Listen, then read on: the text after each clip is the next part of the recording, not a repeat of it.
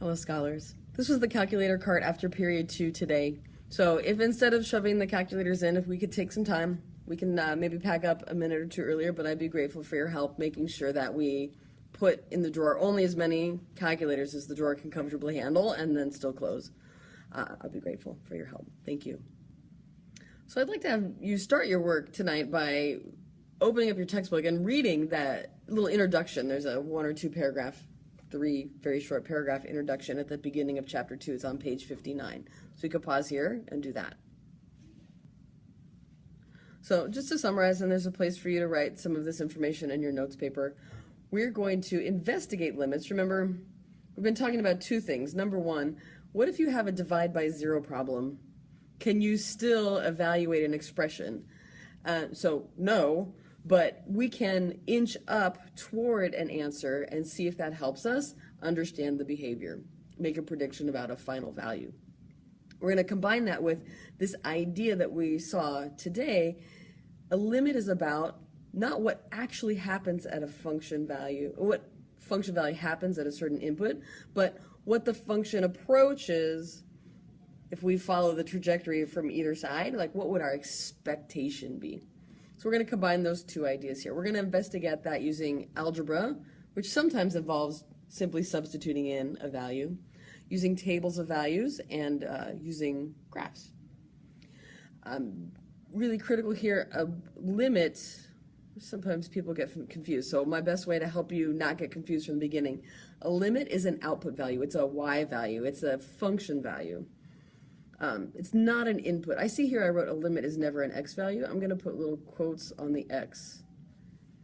Sometimes we're going to see functions later where the input is something else and the output is x.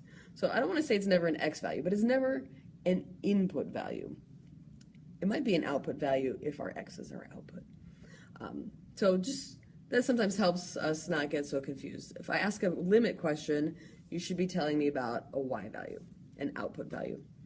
And then one of the reasons, there are many reasons, but one of the reasons we need to know about limits is we're going to talk about continuity in a later section, and continuity is required in a function before some of the other calculus we're going to learn can even function. So we need to be able to confirm that a function is continuous, and to understand continuity, continuousness, we need to know about limits. There's a place on your notes for you to remember what we talked about yesterday, just to sort of get this idea in your mind. How do we compute average speed? How do we compute instantaneous speed? So we did some examples in class. You wrote this in on your notes yesterday, so just find whatever information you can that you've written down or that you remember so you can remind yourself of those 2 definitions. And let's talk about another limit. We saw some limits in class today with that little graph I showed you, those same graphics at the top of your notes paper.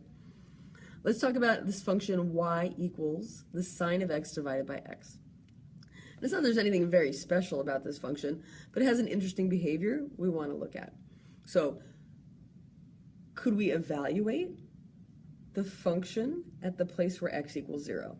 Well, so far, the only way you and I know how to evaluate functions is to substitute that value in. So to replace the x with 0, and then I'd have sine of 0 divided by 0. And I know I can't do that. I have a 0 divided by 0.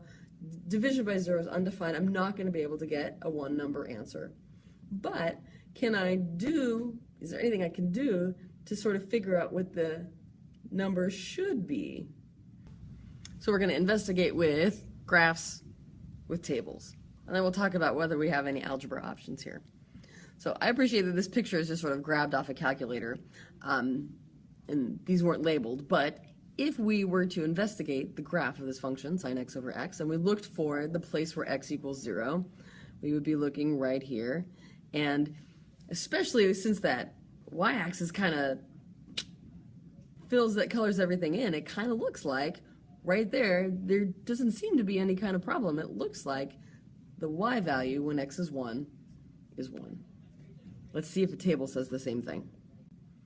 So we can actually do this on your calculator. We could type in that function, then use the table feature on your calculator to check out some of the y values that occur. So you can see here, if I look at these x values, which are pretty close to 0, I have a big problem. I knew I was going to have an undefined problem at x equals 0, but on either side I can kind of see, these numbers pretty close to 1.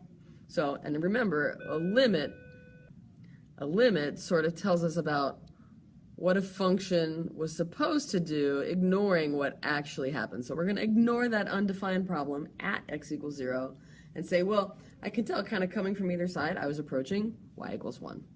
So we can say that the limit of sine of x as x approaches 0, so the input gets closer to 0, is, the limit is a y value. That's the y value of 1. I was trying to circle that. Remember, a limit is a y value, an output. All right, so this is our new notation. We're going to get lots and lots of practice. And we can see in quotes right below, this is how we would read the notation. The limit of f of x as x approaches c is or equals L. So for the example we just talked about, let's use some numbers and functions so that we know we can kind of put the right pieces in the right place.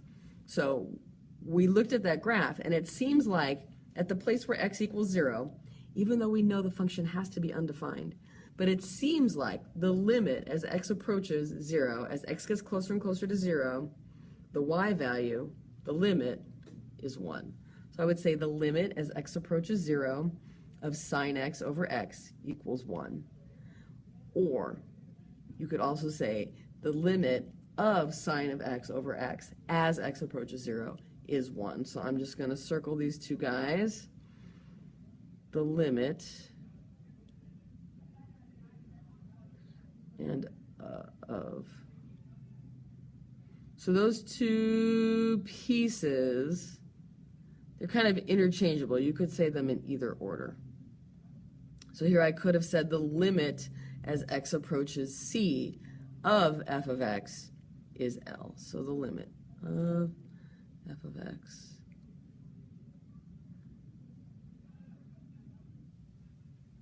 those two pieces, you can change the order.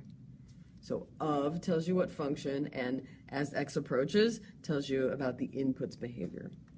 Our answer is going to be, what's the y value? What's the expected y value there? So just one more thing about this particular function, sine x over x. If you are interested and you'd like to read in your textbook about the sandwich theorem, the sandwich theorem gives us some algebra that we could do to prove this limit. The sandwich theorem does not, however, show up on the AP test. So you have another option, which is this one limit, the limit of sine of x over x as x approaches 0 is 1. You can memorize that one limit. The rest of the limits we're going to deal with in calculus, you'll be able to simplify with algebra.